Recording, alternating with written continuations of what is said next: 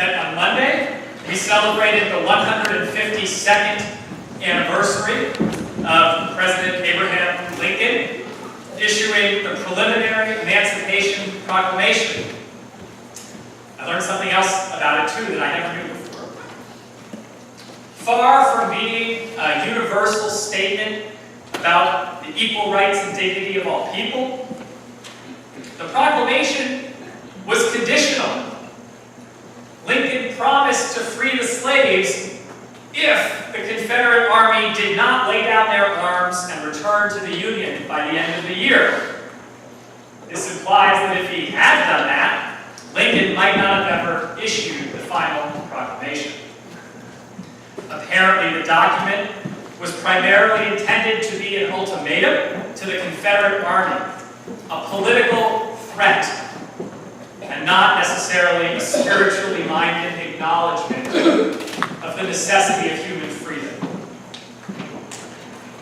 If we experience ourselves and our country today acting ambivalently about the full dignity and equality of people of all races, perhaps this is because that ambivalence existed within the very document that first promised such universal dignity and equality on these shores.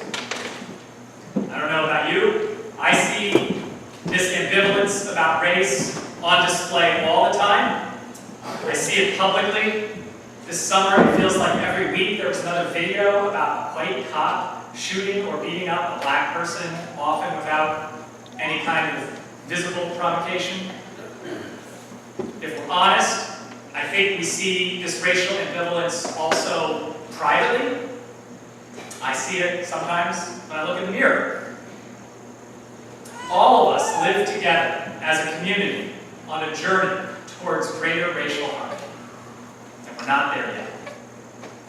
Lincoln may have ended slavery, but when it comes to our progress on racial equality here and now, it's clear that we have yet to reach the promised land of racial justice and harmony. We remain together, somewhere in between those two poles. Beginning several weeks ago, and continuing for several weeks from now, our Old Testament readings and lessons recount a similar story about the long journey from a time of slavery to one of freedom. It's the story of the Hebrew slaves in Egypt, their oppression under Pharaoh, their liberation from bondage through the Red Sea, followed by a generation or more wandering in the wilderness before ultimately reaching the Promised Land. Our elementary Sunday school students are in the midst of a series of lessons about this story, and those of us who are doing the adult forum on the story of the Jews are spending time also engaged with this central narrative about the journey from oppression to liberation and freedom. This faith story, which roughly spans the lifetime of Moses, is central to Jewish identity.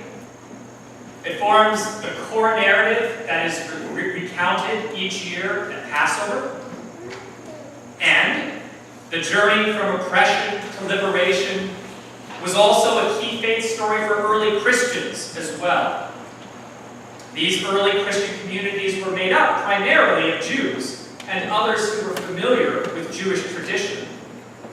So it's hardly surprising that as Christianity established our own central faith stories, these themes mirrored those of important Jewish stories.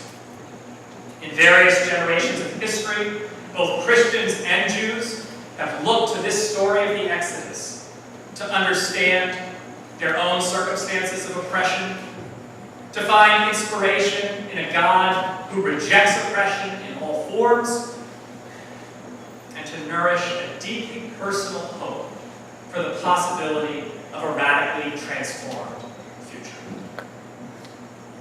But here's the thing about the Exodus story. When the Jews were liberated from slavery in Egypt, they did not go right into the Promised Land. First, they wandered for a generation or more in a place called the wilderness.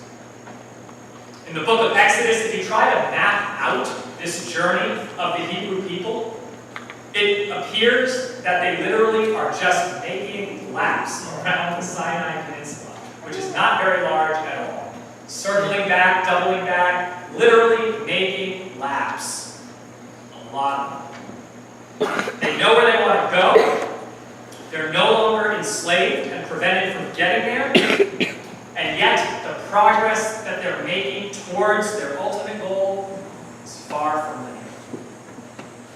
God may have led them straight through the Red Sea, even parting the ocean, to liberate them from their immediate moment of oppression. But the next stage of the journey is far more discursive.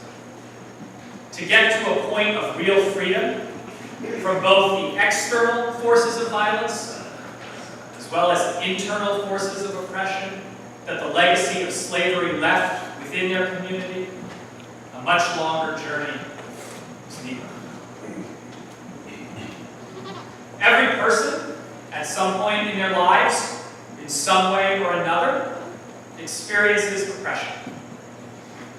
And the desire to find freedom from those circumstances is a core part of our identity as children of God. That's why this faith story about Moses and his people has such staying power. Has in fact sustained an entire religion through centuries of oppression and victimization. Freedom is a universal longing, whether it's in terms of one's politics, in terms of your identity, or in terms of your spiritual soul. We long for the freedom to be, to become, and to believe that we are fully realized children of God, as God made us to be. Perhaps you are seeking some kind of deeper freedom in your life right now. In what way do you long to be free today? Most of us find ourselves at one time or another facing a circumstance of oppression. It could be in a workplace that has become hostile. It could be some other kind of obligation you have that has turned into a sense of drudgery, no longer exciting your passions or providing you a fulfillment it once did. Perhaps you feel unable to express yourself fully in your community or within a critical relationship of your life. Perhaps the circumstance is actually quite painful to you. Or if that's not happening right now, maybe that did happen at a time earlier in your life when you experienced others or even yourself denying your full dignity, your full belovedness as God's child. Can you remember that time? Do you recall how you first found the hope of liberation and freedom?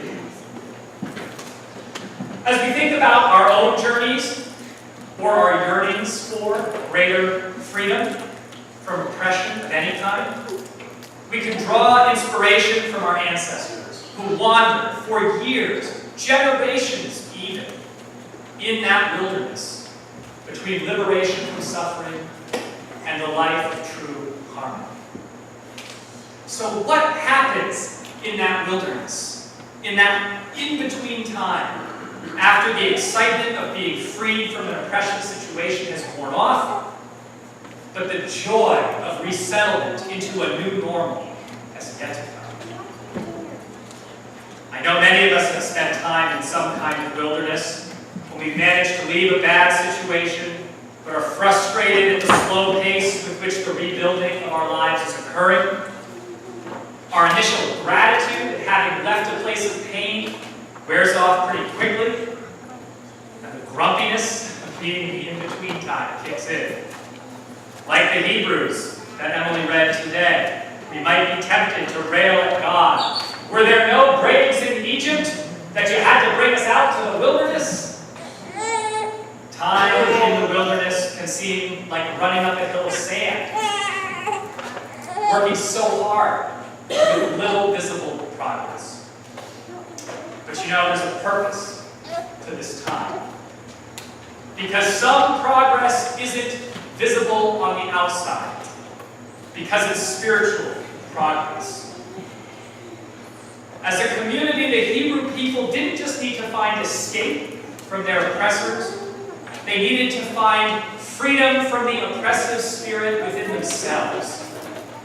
They needed time to sort through their experience of victimization, their feelings around it, to reconnect with a core identity other than being a victim, to learn again how to be the people they really were as beloved children of God, a chosen people.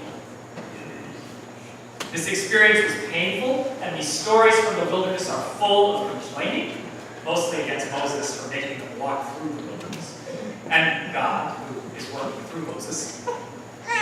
Maybe they couldn't see what God sees. That in order to reach the point of a truly shared freedom, there's much about how they live together that's going to have to change as a community. Because a fully free people can never be an oppressor of others. I suspect this is why God runs them around the wilderness for a generation, so that the survival lessons about how to live in circumstances of violence and victimization have time to be unlearned, because they're not going to be useful in the new promised land.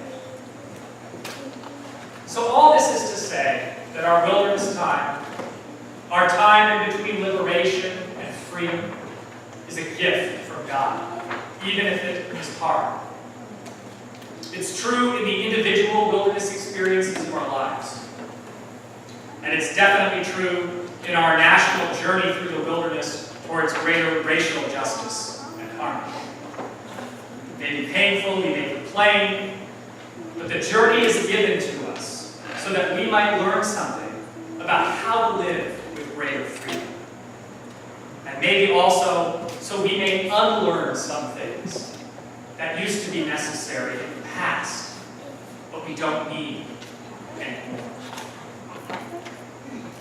The pathway through the wilderness will never be quick, but the time is valid. And remember, most of all, that God is not just leading us, but is journeying with us towards the promised land of true spiritual freedom for every single